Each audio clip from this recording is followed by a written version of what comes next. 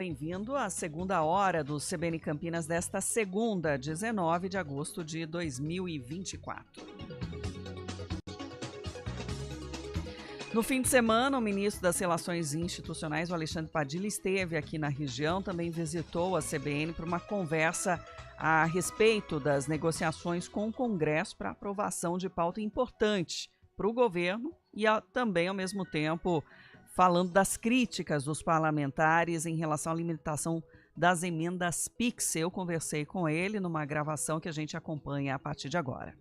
Estamos recebendo aqui no estúdio da CBN o ministro das Relações Institucionais, Alexandre Padilha. Obrigada pela atenção e pela disponibilidade. Eu que agradeço, viu, Sandra? Para mim é uma honra poder conversar com a CBN, conversar com a população de Campinas, toda a região e quem nos acompanha aí pelas vozes aqui da CBN. Algumas questões nacionais, outras mais regionais, mas eu começo com as polêmicas do momento em relação às transferências, diretas por deputados, senadores, enfrentando críticas na PGR, também no STF, pela falta de clareza e transparência no uso dessa verba pública. Como é que o governo federal tem lidado, comportado e agido diante dos interesses e da necessidade mesmo dessa transparência junto à sociedade? Sandra, primeiro, o governo federal está à disposição, quer entrar nesse debate ajudando a construir uma solução que seja uma solução acordada entre o Congresso Nacional e o Judiciário, de uma forma que o interesse dos parlamentares, que é um interesse muitas vezes importante, eu sou deputado federal, estou licenciado agora no Ministério, porque às vezes o deputado, o senador que conhece a realidade local, circula as regiões, conhece aquele tema, às vezes conhece muito mais do que uma planilha feita lá em Brasília, Então, é importante esse olhar do parlamentar para levar investimentos para saúde, educação, infraestrutura, desenvolvimento local, mas é fundamental que tudo isso aconteça seguindo aquilo que é a interpretação constitucional que é feita pela nossa Suprema Corte. Então, a disposição do governo é ajudar a construir uma solução negociada, acordada sobre isso, de uma forma que a gente possa executar da melhor forma possível esses recursos, que são recursos importantes para um país como o Brasil hoje. Junta mais de 50 bilhões de reais, quando a gente junta todos os tipos de emendas parlamentares. Teve uma decisão do STF lá em dezembro de 2022, especificamente sobre um tipo de emenda. Essa decisão, na época, o governo vem cumprindo integralmente e vai cumprir quando tiver uma decisão final do STF. Nesse momento teve uma decisão sobre uma liminar do ministro Flávio Dino.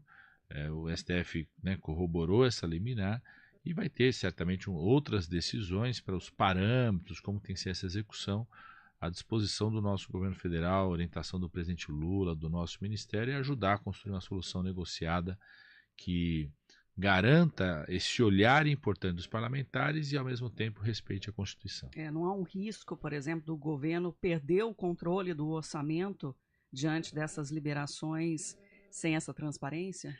Eu diria mais do que o governo, é importante a sociedade acompanhar, o próprio Congresso Nacional ter acompanhamento de como que esses recursos são utilizados. São recursos importantes para a saúde, para a educação, para a infraestrutura das cidades. E tudo que a gente puder fazer aí, não só das emendas, mas também do resto do orçamento, para a gente garantir uma qualidade do investimento, é fundamental. O Brasil, nós retomamos um rumo positivo na economia, estamos conseguindo fazer com que o Brasil cresça mais do que 2% ao ano, já por 2 anos consecutivos, inflação dentro da meta de inflação, a melhoria de vida da maioria da população, com mais de 20 milhões de pessoas saíram da pobreza, da miséria extrema, zeramos o imposto de renda para quem ganha até 2 salários mínimos, as categorias estão tendo reajuste salarial mais positivo, teve um retorno nos investimentos públicos e privados no país. Então, esse bom momento da economia tem a ver com você também garantir a saúde das contas públicas, ter uma gestão do orçamento que não prejudique as contas públicas. Então, ter qualidade desse investimento é muito importante, tanto nas emendas parlamentares como no conjunto do orçamento da União. Até pensando nisso, não seria fundamental passar pelo aval dos ministros? Por isso que eu acho que a adequação técnica das propostas é muito importante. Então, o debate eu acho que vai nesse sentido, de que você garanta o interesse, o olhar do parlamentar adequado às políticas públicas, às necessidades e prioridades que são determinadas pelas políticas públicas. Por exemplo, na área da saúde, um grande esforço da ministra Anísia Trindade hoje é você reduzir as filas de cirurgias e as filas de exames. Eu visitei aqui vários hospitais na região metropolitana, na grande região metropolitana de Campinas. Tem um esforço do Ministério da Saúde nesse sentido, mas você pode ter um reforço ainda maior desses recursos para essa prioridade, que é uma prioridade importante para o país. Na educação, nós chegamos a mais de 1 milhão de crianças em escola de tempo integral no ano passado, em 2023, por uma ação do governo federal, do presidente Lula, em priorizar esse programa. Imagina o quanto que você não pode ampliar de escola em tempo integral se esses recursos, que têm um olhar importante do parlamentar, reforcem essas ações. Então, acho que esse é um debate que precisa ter, e a disposição do governo é construir, né, uma solução negociada, acordada com o Congresso Nacional Judiciário, de um lado, valorizando o papel dos parlamentares e, ao mesmo tempo, cumprindo aquilo que está na Constituição pela interpretação da Suprema Corte. A não liberação, existe o receio de uma retaliação também do Congresso em relação até à aprovação do orçamento de 2025? Eu não digo que a preocupação é em relação à retaliação, porque eu não acredito nisso. Agora, nós estamos trabalhando junto, inclusive, do Judiciário, para aqueles recursos que forem empenhados já, ou seja, quando tem um empenho, tem um compromisso da União em repassar esse recurso para o município, para o Estado, para a Santa Casa, para uma entidade filantrópica, esses recursos, que você garanta a liberação o mais rápido possível deles. Porque às vezes tem uma obra que já está em andamento, às vezes é um serviço importante para aquele hospital. O próprio espírito da decisão do ministro Flávio Dino sobre uma coisa específica, que são as emendas de transferência especial, são as emendas individuais, ele ressalva aquilo que está obra em andamento, ações em andamento. Então nós queremos defender que, paralelo ao debate da solução negociada, a gente possa liberar o mais rápido possível os recursos que já estão em andamento. Mas como é que fica o diálogo com o Congresso, né? O Arthur Lira já deu uma posição de distanciamento, né? Diz que não dialoga com o senhor. Como é que fica? O governo manteve o diálogo desde o começo, viu, Sandra? Independente de qualquer posição, nós temos ministros, temos líderes da Câmara, líderes do Senado, tanto que nós conseguimos, mesmo com essa situação, continuar aprovando tudo aquilo que era essencial ser aprovado para a manutenção da recuperação econômica do país, para a recriação das políticas sociais. Você pega o Mais Médicos, por exemplo, tem 36 médicos do Mais Médicos aqui em Campinas, esse programa retomado, aprovado pelo Congresso Nacional. Nós tivemos a maior taxa de aprovação de projetos de iniciativa do governo da história desde a redemocratização, que é 42%. Quem tinha chegado mais perto disso tinha sido o primeiro governo do presidente Lula, que no primeiro ano e meio aprovou 32%. Então, aprovando a reforma tributária, aprovando aí mudanças importantes que ajudam a recuperar a economia do país. Então, eu estou confiante, né? A gente manteve o mecanismo de diálogo, vamos manter mecanismo de diálogo para que a gente possa avançar nas votações, compreendendo que sim, a gente sabe disso, que precisa ter uma ação, sentar na mesa, uma ação acordada, negociada para a solução específica desse tema das emendas. Mas em relação à desoneração, por exemplo, o governo perdeu algumas vezes, né? E em relação à reforma tributária, o senhor acredita que ela avança e seja aprovada realmente esse ano? Primeiro, em relação à desoneração, eu acredito que nós vamos conseguir aprová-la. Foi apresentado essa semana no Senado o relatório do senador Jacques Wagner. Vamos lembrar, né? Isso foi uma proposta de desoneração da contribuição previdenciária de 17 setores econômicos e dos municípios. O governo compreendeu uma proposta também negociada de prorrogação desse benefício. O senador Jacques Wagner apresentou o relatório essa semana, que tem uma coisa bem importante. Primeiro, mantém essa desoneração de forma escalonada, negociado com os setores econômicos, com os municípios e com o próprio judiciário, ou seja, é um exemplo que é possível sim chegar a um acordo entre Congresso, Judiciário e Executivo. A desoneração é um bom exemplo disso, e junto da desoneração escalonada feita pelo senador Jacques Wagner, que é o líder do governo do Senado, nós introduzimos ali também um conjunto de medidas de redução de despesas do governo federal, mostrando o nosso compromisso com a responsabilidade fiscal, com garantir a saúde das contas públicas e acolhemos todas as propostas que o Senado fez de aumento de arrecadação para compensar a redução da contribuição previdenciária. Então, acho que é um bom exemplo disso, que é possível, sempre à nossa disposição do governo, de sentar com o Congresso, com o Judiciário, Executivo, para construir uma solução negociada. Acredito que nós vamos terminar a votação no Senado nas próximas semanas, depois vai para a Câmara dos Deputados.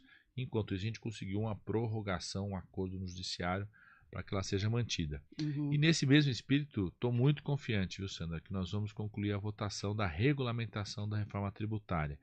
Eu digo sempre que o mais difícil foi feito, que era a emenda constitucional no ano passado, que se precisava de uma maioria, se precisa de muito mais votos para aprovar uma emenda constitucional, tanto na Câmara quanto no Senado. Agora é a lei complementar, que a gente já aprovou a primeira etapa na Câmara dos Deputados, zerando os impostos para a cesta básica de alimentos e simplificando a vida do empresário. São 5 impostos que viram apenas um. Isso facilita a vida do empresário, ele vai ficar mais animado, disposto, com mais vontade ainda para investir, gerar mais emprego, mais renda. Então, algo muito importante para o crescimento econômico do país. O senhor, como ministro das Relações Institucionais, tem sempre adiante um desafio de lidar com o legislativo, que é complexo, né? Recentemente teve toda a polêmica também envolvendo o presidente Lula e o prefeito de Campinas, o Dário Saad, envolvendo as discussões das construções das casas populares, né, de 15 metros quadrados. O que esperar do governo em relação a Campinas, caso não vença a eleição municipal? Não, primeiro, o que nós temos é uma relação institucional com qualquer prefeito, qualquer prefeita, qualquer governo do estado.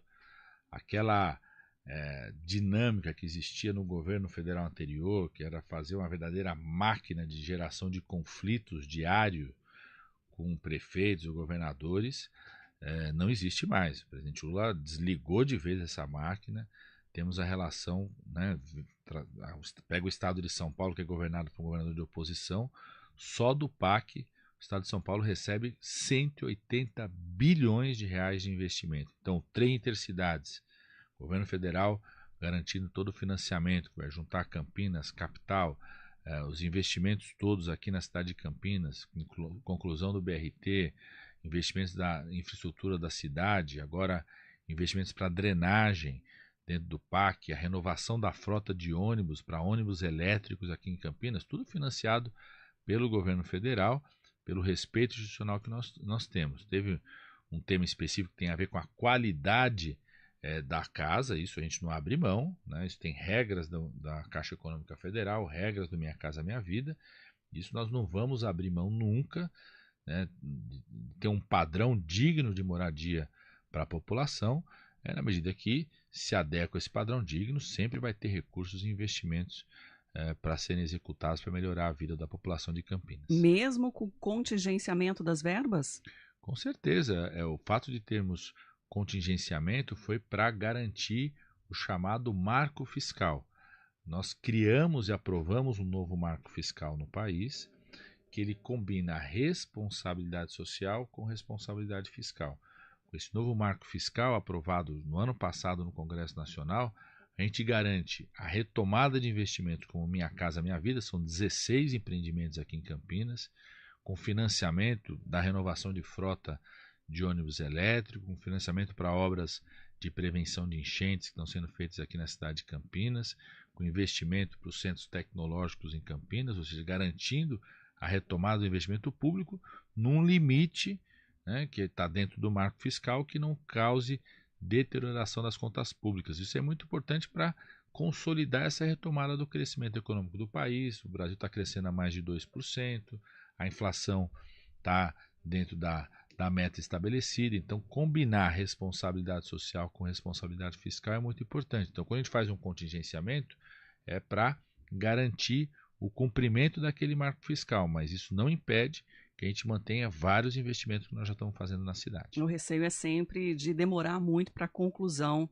desses projetos, né, ministro? E até em relação a outras expectativas. O senhor citou várias propostas dentro do PAC, né?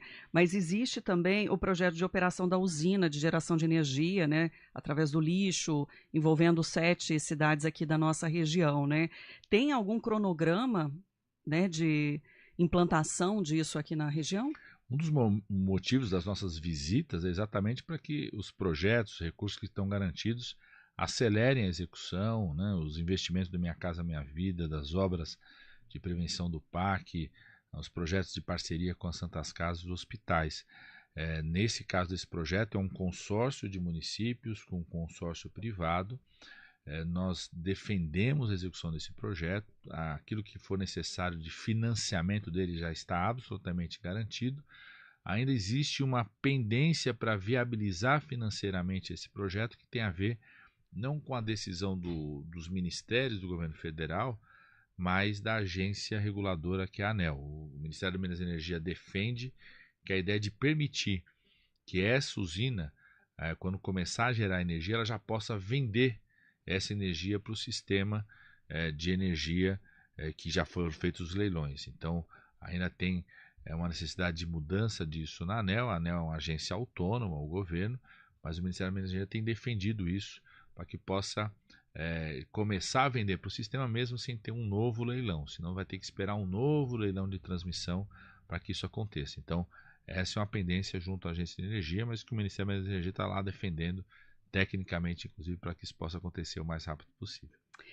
O presidente Lula, ele vem incentivando desde o início do ano os ministros desbravarem o país mesmo, né? Pensando agora no segundo semestre, né? O ministro vai estar mais focado nesse diálogo lá no Congresso ou nas campanhas municipais? Sandra, a gente tem que sempre fazer tudo ao mesmo tempo agora, né? Então a gente tem um calendário sempre muito focado lá no Congresso Nacional, na relação com os governadores e prefeitos de todos os partidos e com a coordenação do Conselho de Desenvolvimento Econômico e Social. E no fim de semana a gente se dedica também a acompanhar. A partir de hoje começou o calendário eleitoral. Quero desejar boa sorte a todas as candidatas a vereadoras, todos os candidatos a vereadores, prefeitos e prefeitas de todos os partidos.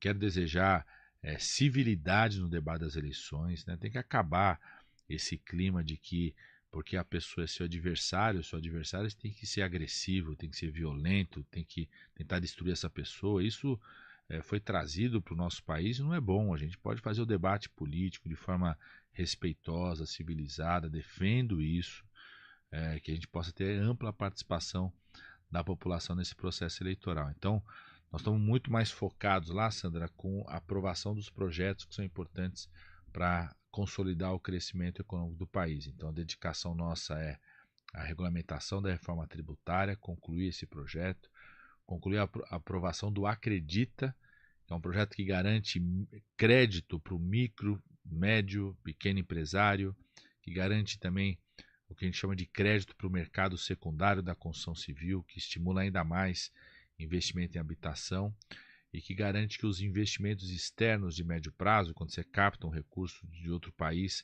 aqui para o Brasil, tenha o que a gente chama de uma suavização assim, de qualquer oscilação cambial. Então, isso faz com que você atraia mais investimentos. O Brasil já foi o segundo país do mundo a mais atrair investimentos no ano passado. Queremos superar isso, ampliar ainda mais os investimentos externos no nosso país para gerar emprego, renda. Então, nós estamos focados, viu, Sandra, mais em garantir que o país mantém esse ritmo de crescimento econômico, redução do desemprego. Agora, por ser o ministro da coordenação política que acompanha o Congresso Nacional, os deputados, senadores e os prefeitos e governadores, obviamente a gente também está acompanhando o debate das eleições municipais. Além do que acontece nas discussões externas também, né, ministro, em relação, por exemplo, às eleições na Venezuela. Esse é um desafio importante. Qual que é a preocupação do presidente Lula? Em primeiro lugar, é garantir que não tenha conflito naquele país.